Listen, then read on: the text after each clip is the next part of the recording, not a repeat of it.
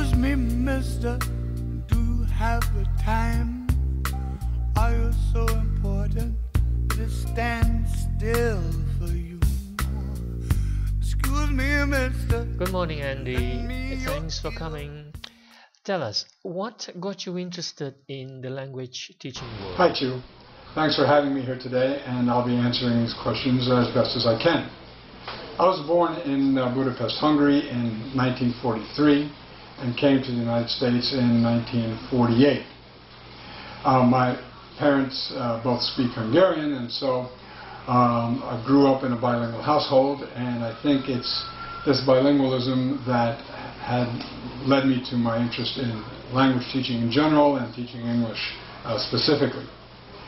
I was raised in Pennsylvania and went to school at Penn State for undergrad, and after Penn State went off to Peace Corps for 3 years and returned in 1968 to New York City, where I met my wife, and I've been living here in New York ever since. You started teaching in Ethiopia. How did that come about? Could you say, for example, it's a pleasure doing this interview in Amharic? And then what happened when you came home from Ethiopia? I was in Ethiopia for 3 years with the Peace Corps, and it was in Peace Corps that I was first trained in teaching ESL, or as it was known in those days as TESOL. And I spent 2 years in Harar, the provincial capital, and 1 year in Addis Ababa.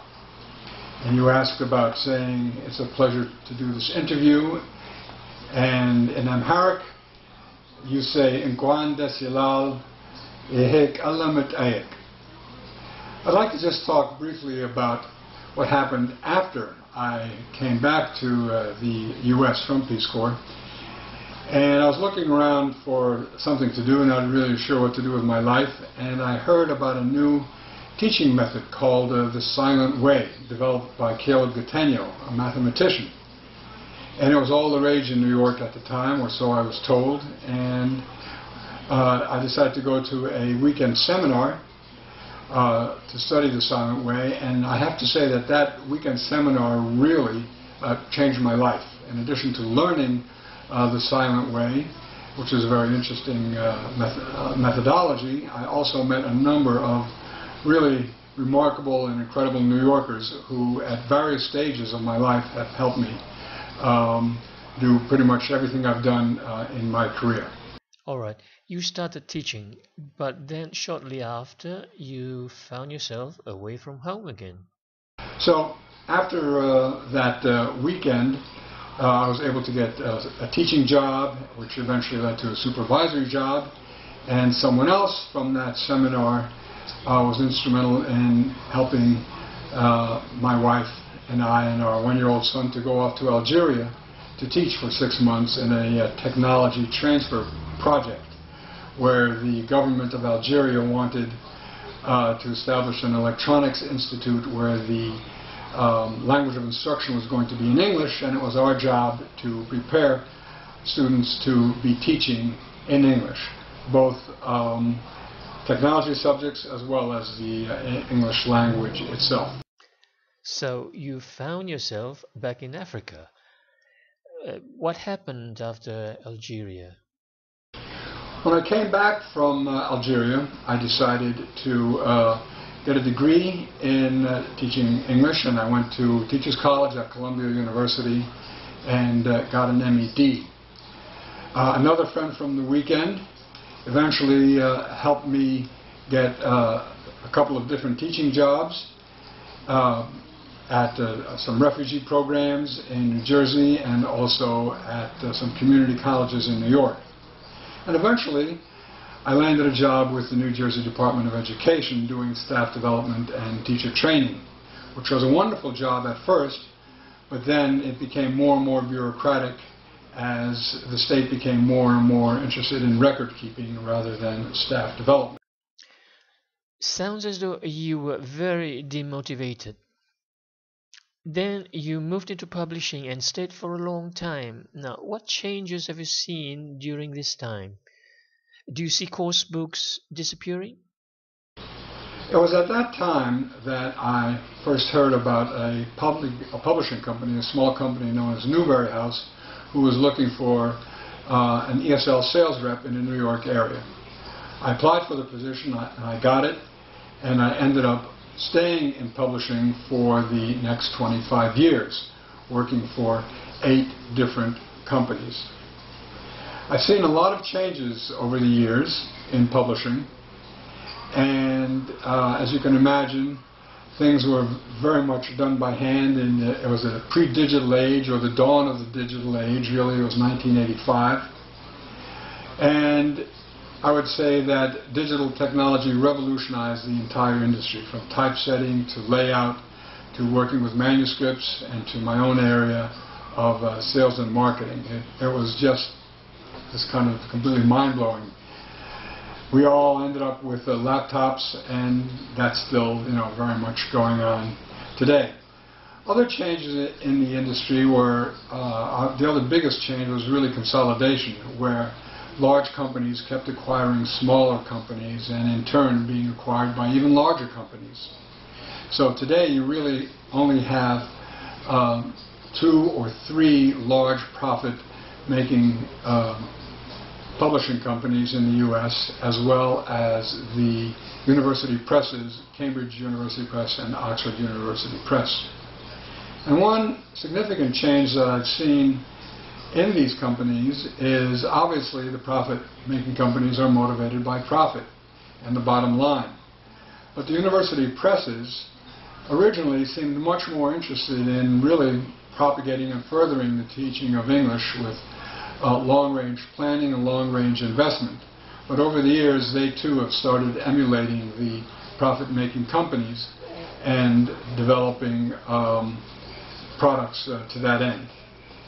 Now, as far as the kinds of products, that would be the other big area of change, because initially they were either for elementary grades or for what they called the adult and young adult markets.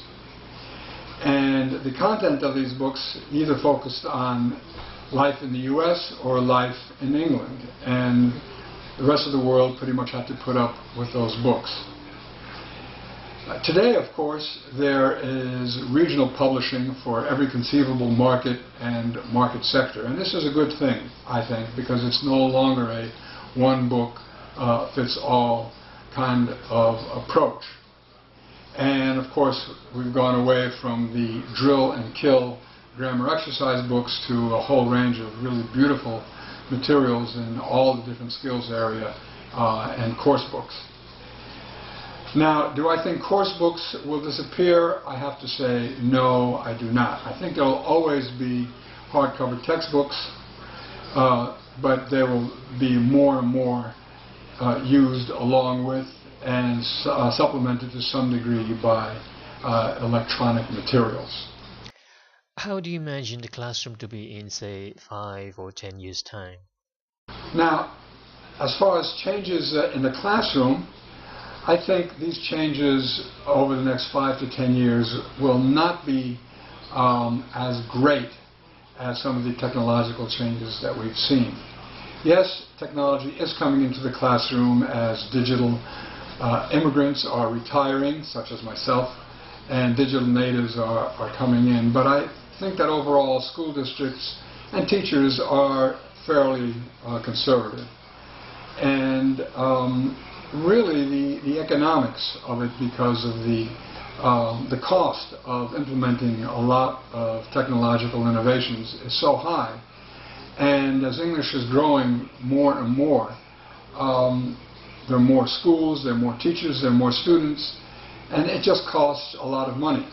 So I think the basic classroom with teacher-student and student-student interaction is going to be with us for a long time. And I also firmly believe that pedagogically, that's really one of the best things.